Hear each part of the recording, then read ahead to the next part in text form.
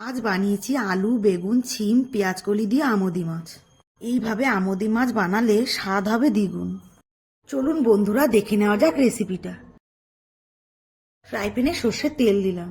এবার ওই তেলের মধ্যে আগে থেকে নুন হলুদ মাখানো আমোদি মাছগুলি দিয়ে ভালো করে ভেজে নিতে হবে। মাছগুলি ভালোভাবে ভাজা হয়ে গেছে, এবার আমি মাছগুলি তুলে নিলাম। এবার ওই গরম তেলে কালো জিরে, কুচনো পেঁয়াজ দিয়ে নাড়াচাড়া করে লাল করে ভেজে নিতে হবে। এবার পেঁয়াজ ভাজা হয়ে গেলে সবজিগুলি দিয়ে ভালোভাবে নাড়িয়ে নিলাম। এবার ওই সবজিগুলির উপর থেকে কাঁচা লঙ্কা, কাশ্মীরি লঙ্কার গুঁড়ো, পরিমাণ মতো নুন ও হলুদ দিয়ে নাড়াচাড়া করতে হবে যাতে সবজিগুলি ভালোভাবে ভাজা হয়। এবার সবজিগুলি ভাজা হয়ে এসেছে, এবার উপর থেকে আমোদি মাছগুলি দিয়ে দিলাম। এবার এর উপর থেকে ধনেপাতা ছড়িয়ে দিলাম। তৈরি হয়ে গেল সবজি দিয়ে সুস্বাদু আমোদি মাছ।